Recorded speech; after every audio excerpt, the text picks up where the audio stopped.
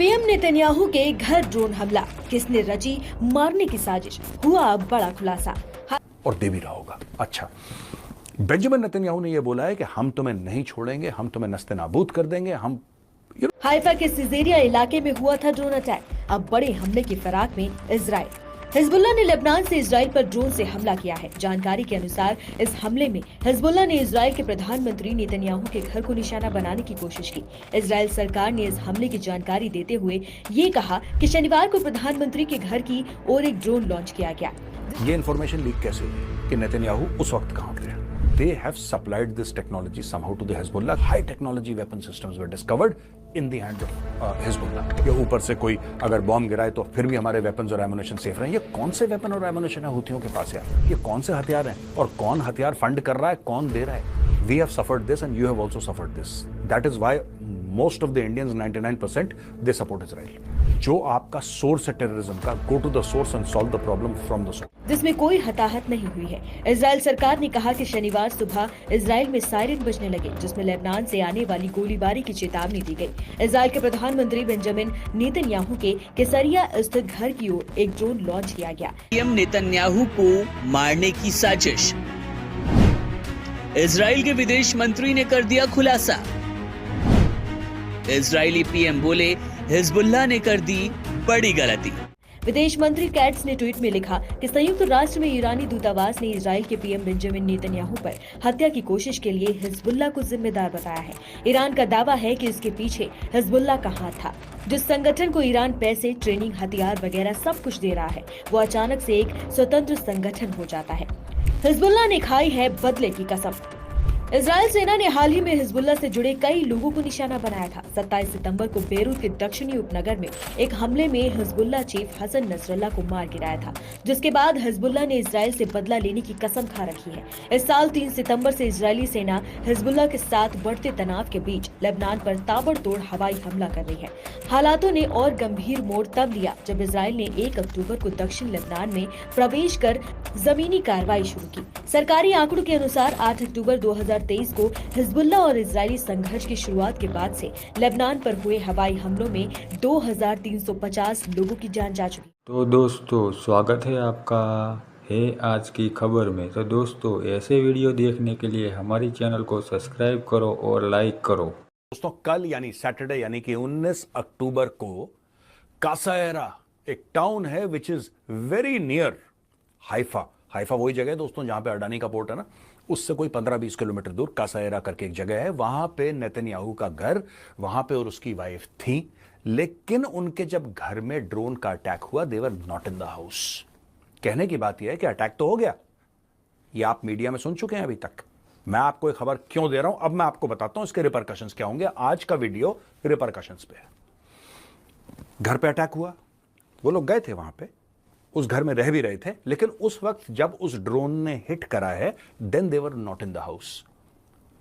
Saudi media ये कह रहा है कि कुछ दीवारों में क्रैक आ गया है, यानी कि किसी ना किसी को यह पता लग गया था कि प्रधानमंत्री तेल अवीव में नहीं है, कासेरा जा चुके हैं, वहां पे इस घर में रह रहे हैं, ये इनका घर है, यहां पे ड्रोन अटैक करो। लेबनान से ड्रोन फायर करा दोस्तों, और लेबनान से ड्रोन आया है 70 किलोमीटर, 70 किलोमीटर्स, और 70 किलोमीटर ट्रैवल करके इस ड्रोन ने हाइफा के बगल में कासेरा एक शहर है छोटा सा, उसके अंदर नेतन्याहू के घर पे अटैक हुआ है।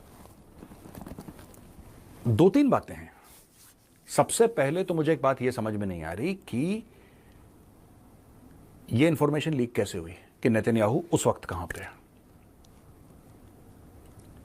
70 किलोमीटर यानी कि हिजबुल्लाह के पास ये कैपेसिटी है, ये कैपेबिलिटी है। ऐसे ड्रोन्स देखो, नॉर्मल शादी के ड्रोन जो इस्तेमाल करते हैं ना, वो तो 1-8 किलोमीटर घूम लिया, 4-5 किलोमीटर के भी जुगाड़ हो जाते हैं। 70 किलोमीटर दूर से ड्रोन आया, somebody is controlling it, 70 kilometre control कर रहा है। सैटेलाइट के थ्रू कर रहा है, किसके थ्रू कर रहा है, ये सोचने वाली बात है। यानी कि अगर 70 किलोमीटर जा सकता है तो 150 किलोमीटर भी जा सकता है drone, right? Prime minister Netanyahu के घर पर एक ड्रोन अटैक हुआ है।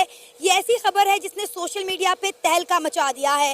जी हां, आप बिल्कुल ठीक सुन रहे हैं। हिजबुल्लाह की जानिब से लबनान से इजराइल के प्राइम मिनिस्टर नेतन्याहू के घर पर एक ड्रोन अटैक किया गया। जब ये ड्रोन इजराइल के प्राइम मिनिस्टर के घर पर जाकर गिरा तो एक जोरदार धमाका हुआ, लेकिन उस वक्त इजराइल के प्राइम मिनिस्टर और उनकी अहलिया घर पे मौजूद नहीं थी, वरना उनकी जान भी जा सकती थी। जिस किस्म की जंग इस वक्त इजराइल के प्राइम मिनिस्टर नेतन्याहू लड़ रहे हैं, हमास और हिजबुल्लाह के बड़े बड़े लीडर्स को टारगेट कर रहे हैं, ये होना पॉसिबल था। या ये टेक्नोलॉजी ईरान से आई है, क्योंकि ईरान का भी ड्रोन इकोसिस्टम बड़ा सॉलिड है, या ये टेक्नोलॉजी रशिया से आई है।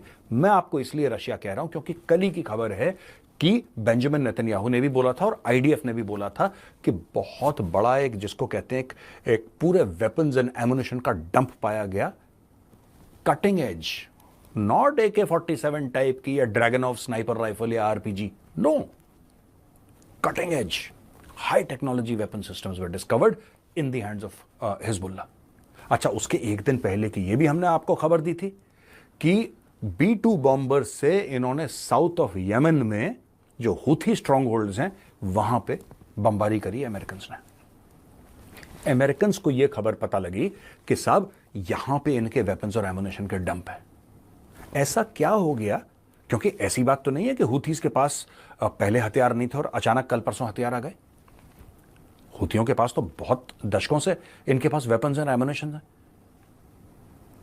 तो आज से 72 घंटे पहले ही अमेरिका ने क्यों B-2 जैसा, जो एक स्ट्रेटेजिक बॉम्बर है, जो कि स्टेल्थ बॉम्बर है, उसको लॉन्च करा, और उस बॉम्बर को लॉन्च करके इन्होंने बिल्कुल जो जमीन के नीचे उन्होंने छुपा रखे थे, राइट, दे हैड कि ऊपर से किसी को पता ना लगे, या ऊपर से कोई अगर बॉम्ब गिराए तो फिर भी हमारे वेपन्स और एमुनिशन सेफ रहे। ये कौन से वेपन और एमुनिशन है हुथियों के पास यार?